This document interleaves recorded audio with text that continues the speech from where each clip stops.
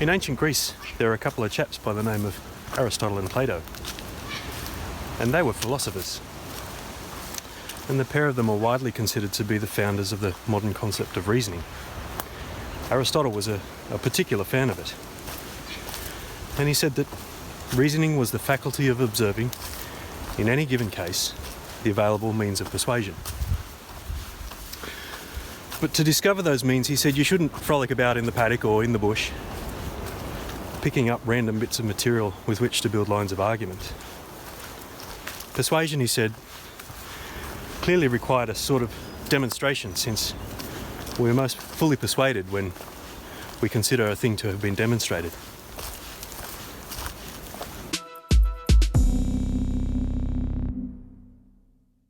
So my name is David Mooney, and I'm an urban planner, and I've been involved in many planning decisions over about 20 years, from the smallest alterations and additions to a home, right up to the biggest and most controversial mining proposals in New South Wales. In this video, we'll look at why planners might need to consider reasoning and some of the reasoning tools that will help them be most persuasive in their planning proposals and planning decisions. But first up, why is reasoning important to planners? I'm glad you asked. The answer to that is that planning decisions are public decisions. They're made under a legal framework, and they have a range of stakeholders that include the public.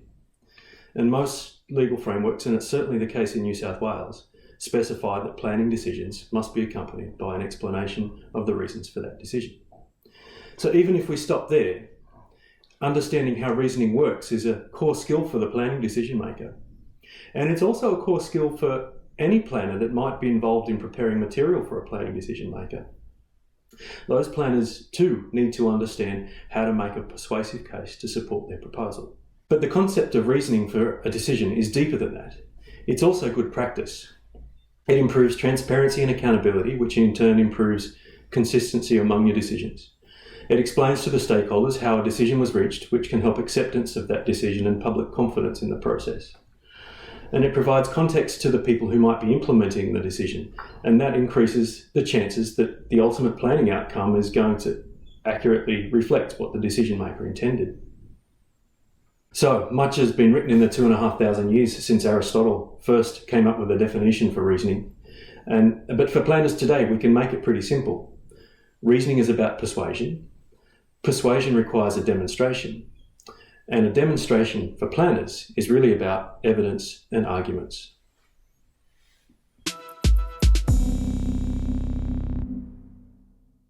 So let's turn to evidence now.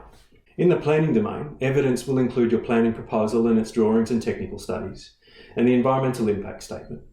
It'll include the planning and other government policies that govern your proposal, as well as submissions from the public or from public authorities. However, not all of this evidence will have been created equal. A prominent author once said, "What can be asserted without evidence can also be dismissed without evidence." And I think that's a useful catchphrase and a good reminder that all of your evidence needs to be checked for its usefulness before you use it to make a planning decision. I've put together here 4 key evaluation tests, and they are relevance, sufficiency, precision, and authority. Okay, our first test on this list is that evidence must be relevant. And this seems abundantly obvious, but it can actually be quite tricky. To be relevant, your evidence needs to be legally relevant. And you'll need to be across the case law in your state to understand what is legally relevant in your planning jurisdiction. And if you've got any doubts about this, or if there's a threat of legal challenge to your decision, you should be really seeking legal advice, because a planning decision that gets kicked out on a technicality is really a waste of effort, and it can be devastating for the public trust in the process. But for your day-to-day work, where you'll have evidence coming at you from many different sources, I think there's a good rule of thumb in what Lord Denning had to say about evidence. And he said, "We admit all relevant evidence. The goodness or badness of it goes only to weight and not admissibility." Of course, he was talking at the time about whether copies of documents of all things should be admissible to the court if the originals weren't available. But it's a good rule of thumb to keep in mind today. On the question of weight, if your planning law requires you to consider a planning policy like a zoning plan or a development control plan, and the ducks in that planning policy line up with the ducks in your planning proposal, then it's a safe bet that you can apply decision-making weight to that evidence.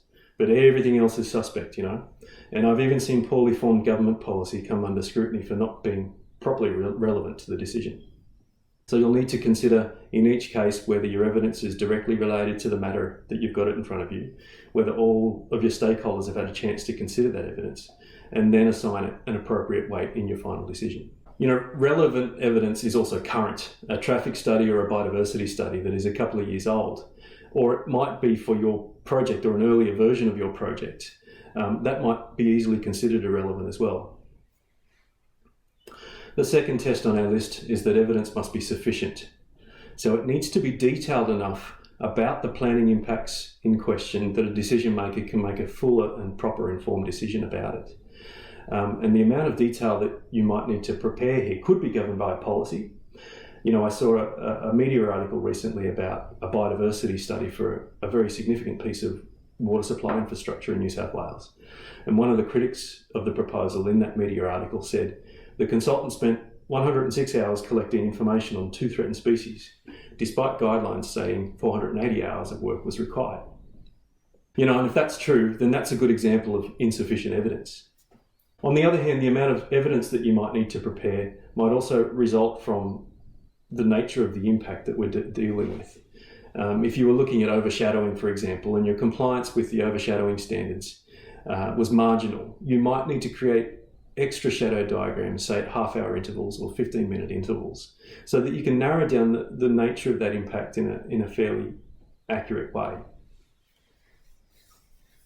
The third test for evidence is that it must be precise. Precision essentially means that the findings in your evidence are repeatable. Someone else should be able to analyse your proposal and arrive at the same findings that you have. A good example here is your overshadowing diagrams. They've come a long way since the hand-drawn numbers I used to look at back in the day. But even the modern computer-generated ones are vulnerable to error. And a good thing to check here is that the correct longitude and latitude for your site has been plugged into the solar model. Those factors will affect the azimuth and elevation of the sun, which in turn affects the precision of your shadow diagrams. I've sometimes seen, say, the coordinates for a site in Brisbane used in a solar model for a site in Sydney, and in marginal cases that can be important. That difference can be important. Finally, the last test for evidence is that it must be credible and reliable.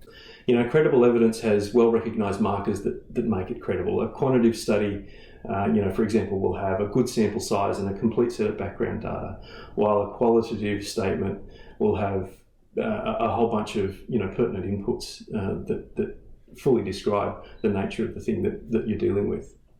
And the credibility of your evidence also relates to who prepared it, what their qualifications are, and what perception of bias might accompany their input into that process.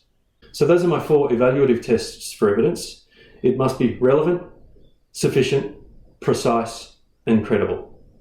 Okay, let's now turn to what we do with your evidence. How do we use it to persuade someone on the merits of a planning proposal?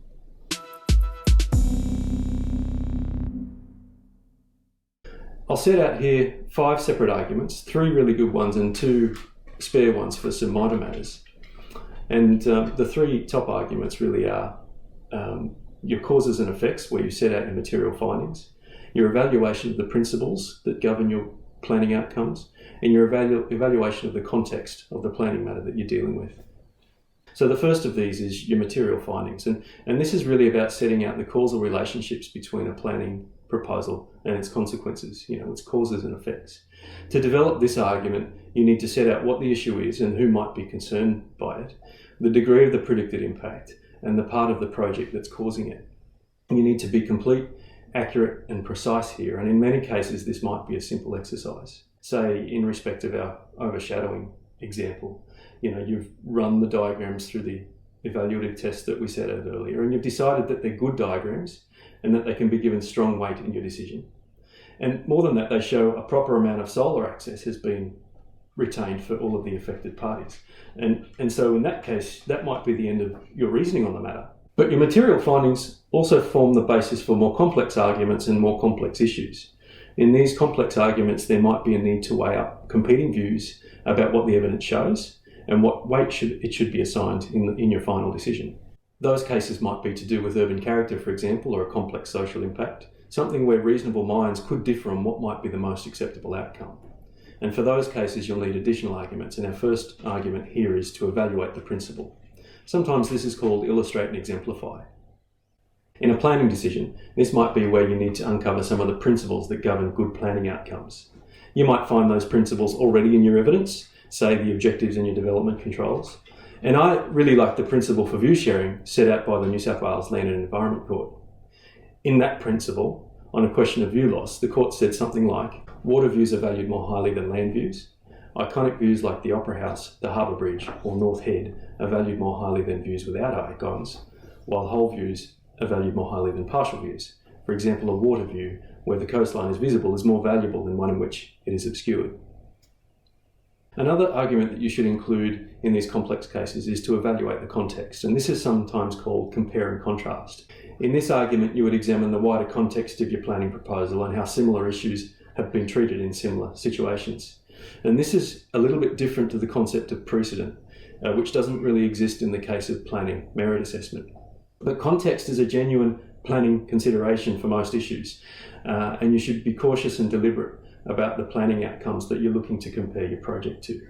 You know, it's no use to point out that one building in the whole suburb that might look a bit like yours and unlike anything else. That's not what context is really about. So in a nutshell, you should be setting out all three of these arguments for your major issues, especially if they're complex and where people might disagree with you. They are important and they will show the chain of reasoning that led you to your decision. The two additional methods for simple matters are argument by definition and argument by authority. So argument by definition is one of the simplest deductive arguments that you can make. It requires two premises that lead to a definitive answer. You could use this for permissibility, for example, and in that case you would say something like, multi-unit housing is permissible in the zone. That's your first premise. The project is multi-unit housing. That's your second premise. And the logical and definitive answer there is that the project is permissible in the zone. So the final of our arguments, and the simplest yet, is argument by authority. And in this case, you're really just deferring your decision to someone else who might be an authority on the matter, and that could be a government agency like the EPA or an independent consultant that you've hired for some advice. But this is not a strong argument, and it should never be your main argument about any matter. It's only really useful to help remedy some defects in your evidence or in support of some of the stronger arguments that you're making about those complex issues.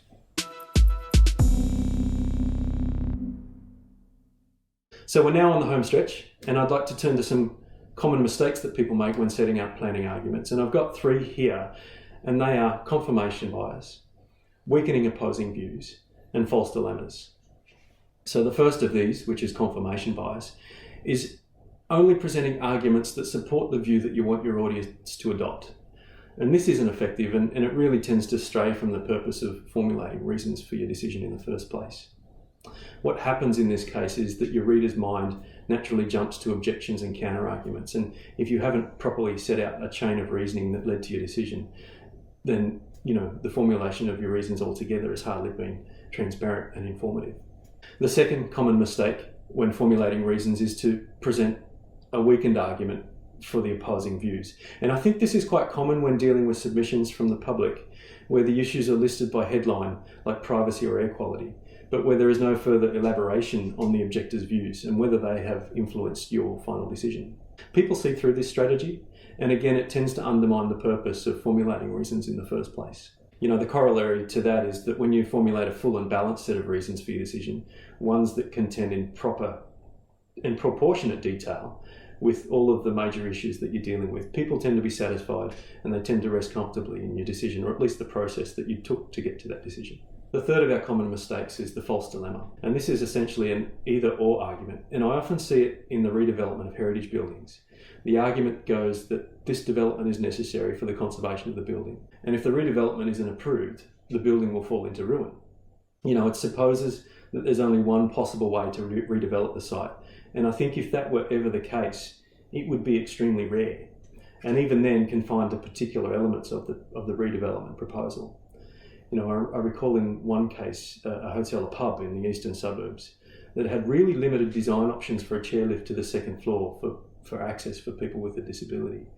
And the argument played out okay in that case, but only in respect of the chairlift, and only because it was the least worst option for access to the second floor. But usually in these cases, there's no market research in evidence supporting the all or none approach, and certainly very little genuine consideration of plausible alternatives.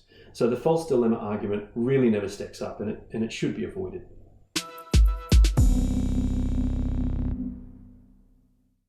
So to sum up, planners need reasoning because it's legally required and because it's good practice.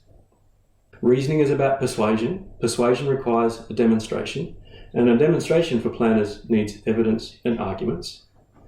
When you're examining your evidence, there's 4 tools that I've set out here in this video. Your evidence needs to be relevant, sufficient, precise, and credible.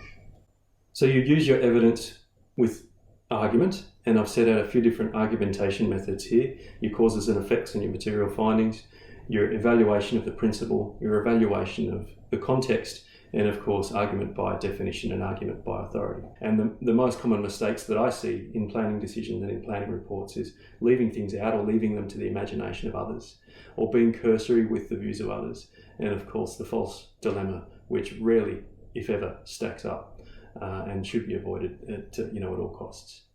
Anyhow, that concludes my video on reasoning with evidence for planners. Please reach out to the Property Council Academy to give feedback, and if you've got any ideas about topics you'd like me to cover, please let them know as well. Thank you.